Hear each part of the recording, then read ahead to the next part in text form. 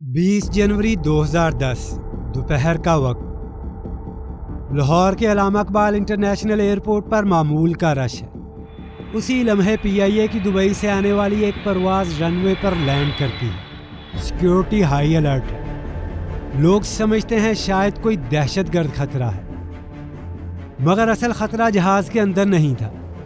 असल खतरा उस जगह था जहां लोग खुद को महफूज समझते हैं, एयरपोर्ट लाउंज से बाहर पार्किंग में। जैसे ही एक शख्स जहाज से उतरा, चंद कदम आगे बढ़ा और गाड़ी की तरफ बढ़ने लगा। 6 गोलियां, एक के बाद एक, इतनी करीब से कि बचने का कोई रास्ता ही नहीं छोड़ा गया। लोग चीखे, किसी ने कहा दहशतगर्दी है, मगर हकीकत इससे कहीं ज़्यादा मखसूस थी। ये दहशतगर्दी नहीं थी, ये लाहौर गैंग वॉर थी, और हदफ सिर्फ एक था, आरिफ अमीर अलमारूफ टीपू ट्रकां वाला। वो गैंगस्टर जो 2005 में लाहौर छोड़कर दुबई चला गया था। शहर दुश्मनों से भर चुका था और पीछे हटना जिंदा रहने के लिए ज़रूरी हो गया था। 5 साल बाद वो वापस आया और एयरपोर्ट पर मौत उसका इंतज़ार कर रही थी। फायर करने वाला खुर्रम एजाज था, वही खुर्रम एजाज जो एयरपोर्ट सिक्योरिटी फोर्स के सामने रंगे हाथों पकड़ा गया। टीपू को म्यू हॉस्पिटल लाया गया। वो होश में था, बोल रहा था, दर्द की शिकायत कर रहा था, मगर चंद दिन बाद एक ऐलान हुआ, टीपू मर चुका था। कातिल पकड़ा जा चुका था, नाम भी सामने आ चुका था। मगर असल सवाल ये नहीं था कि गोली किसने चलाई। असल सवाल ये था, खुर्रम एजाज को ये किसने बताया कि टीपू किस फ्लाइट से आ रहा है। क्योंकि यह हमला अचानक नहीं था, यह मंसूबा था। और यहीं से एक 30 साल पुरानी दुश्मनी अब चौथी नस्ल में दाखिल हो चुकी थी। क्योंकि उस दिन सिर्फ एक बाप नहीं मरा, उस दिन 2 बेटे सामने आए, अमीर बलाज, मीर मौसम। और इल्ज़ाम एक बार फिर वही पुराने नाम। कहा जाता है जिस पिस्तौल से फायर हुआ वो तीफी बट के नाम पर रजिस्टर्ड था, और शक की उंगली गोगी बट तक भी पहुंची। मगर सवाल अब भी जिंदा है, अगर कातिल मौके पर पकड़ा गया था तो मंसूबा साज कौन था? फ्लाइट की खबर किसने दी? और क्या लाहौर की ये जंग अब बच्चों तक पहुंच चुकी थी?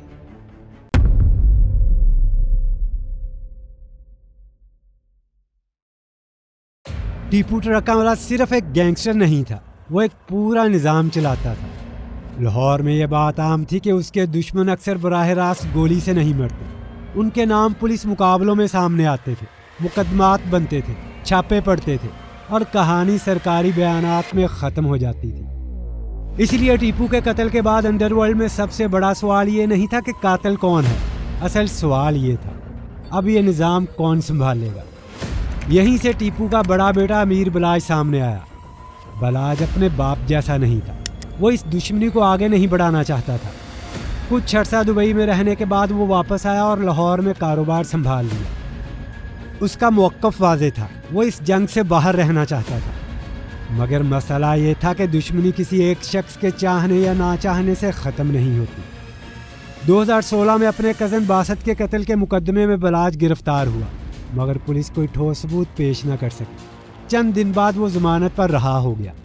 इसी मरहले पर बलाज ने एक और फैसला किया, अब बंदूक नहीं, सियासत। वो पहले पाकिस्तान तहरीक इंसाफ में शामिल हुआ, डॉक्टर यास्मीन राशिद की इंतखाबी मुहिम में हिस्सा लिया, और फिर वक्त के साथ मुस्लिम लीग नून के मुकामी हलकों के करीब आ गया। बलाज ये तासुर देना चाहता था कि वो माजी से निकल चुका है, कि 3 नस्लों से चलती आ रही ये खून की लकीर यहीं रुक जाए। मगर 18 फरवरी 2024 चूंकि एक शादी हाल में उसके कत्ल ने ये सब दावे ख़त्म कर दिए। ये कत्ल किसी अचानक गुस्से का नतीजा नहीं था, ये एक मंसूबा था, और निशाना सिर्फ एक था, अमीर बलाज।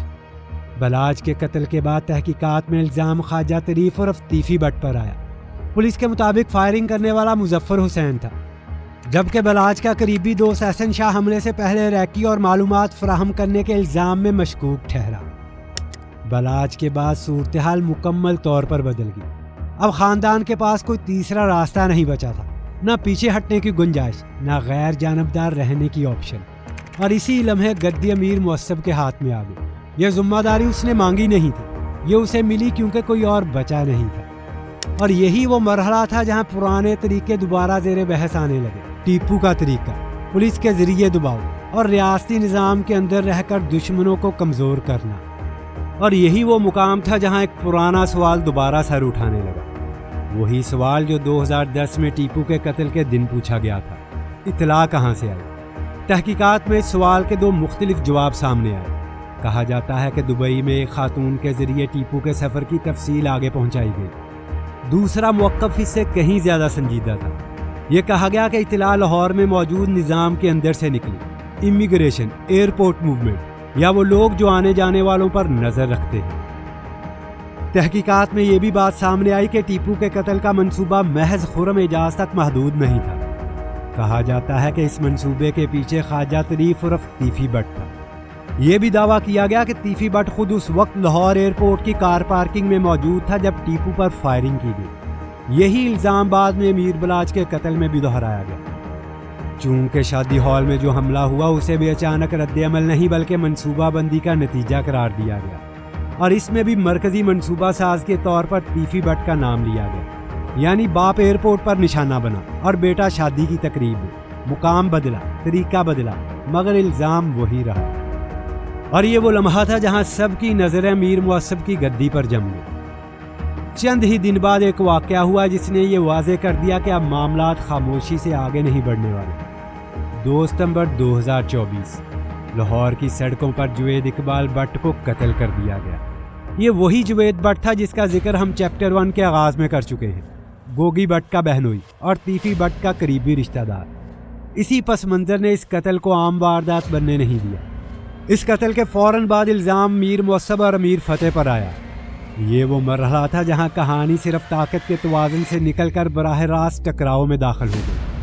پھر 11 اکتوبر 2025 کو ایک اور واقعہ پیش آیا، تیفی بٹ کا انکاؤنٹر۔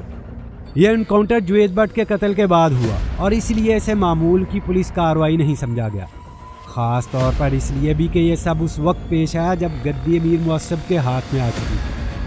انڈر ورلڈ میں اس انکاؤنٹر کو ایک واضح پیغام کے طور پر دیکھا گیا۔ پیغام سادہ تھا، پرانے معاملات اب نظر انداز نہیں کیے جائیں گے۔ سرکاری موقف کے مطابق یہ ایک پولیس مقابلہ تھا، مگر وقت اور پس منظر نے اس واقعے کو غیر معمولی بنا دیا۔ گدی ملنے کے فوراً بعد اور نشانہ وہی نام جو پہلے بھی مرکز میں رہ چکا تھا، یہاں سے کہانی ایک نئی سطح پر داخل ہو گئی۔ اب بات صرف الزام یا اندیشے کی نہیں رہی تھی، اب معاملہ عملی کارروائی تک پہنچ چکا تھا۔ اسی دوران جوید بٹ کے قتل پر مشترکہ تحقیقاتی ٹیم نے اپنی رپورٹ مکمل کی۔ اس سے پہلے قتل کے فوری بعد جوید بٹ کی اہلیہ نے FIR درج کروائی۔ FIR میں انہوں نے امیر معصب اور امیر فتح کا نام لیا تھا۔ تاہم تفتیش کے دوران یہ بات سامنے آئی کہ قتل کے وقت امیر معصب پاکستان میں موجود نہیں تھا۔ اس نقطے نے کیس کو سادہ نہیں رہنے دیا۔ تحقیقات آگے بڑھی اور JIT نے اپنی رپورٹ میں یہ موقف اختیار کیا کہ جوید بٹ کا قتل منظم منصوبہ بندی کے تحت کیا گیا۔ تفتیش میں قتل کا شوٹر اظہر کے نام سے شناخت ہوا، جبکہ الیاس نامی شخص کی شمولیت بھی سامنے آئی اور دونوں نے ابتدائی طور پر اعتراف جرم کیا۔ رپورٹ میں میر معصب کو مرکزی کردار اور میر فتح کو اس منصوبے میں شریک بتایا گیا، لیکن عدالت کے سامنے یہ موقف اس درجے تک ثابت نہ ہو سکا جو حتمی گرفتاری کے لیے ضروری ہوتا ہے۔ نتیجتاً لاہور ہائی کورٹ نے میر معصب اور امیر فتح دونوں کو ضمانت دے دی۔ یہ وہ مرحلہ تھا جہاں کہانی ایک بار پھر 2 حصوں میں بٹ گئی، ایک طرف تفتیشی ادارے اور دوسری طرف عدالتی ریلیف۔ اسی دوران ایک اور تبدیلی سامنے آئی، گوگی بٹ منظر سے غائب ہو گیا۔ نہ کوئی بیان، نہ کوئی وضاحت، صرف خاموشی، اور لاہور میں یہ سوال گونجنے لگا، کیا یہ جنگ عدالت میں لڑی جائے گی یا سڑکوں پر؟ دوستو، نیکسٹ چیپٹر اس نام سے جڑا ہے جو اب منظر سے غائب ہے، گوگی بٹ۔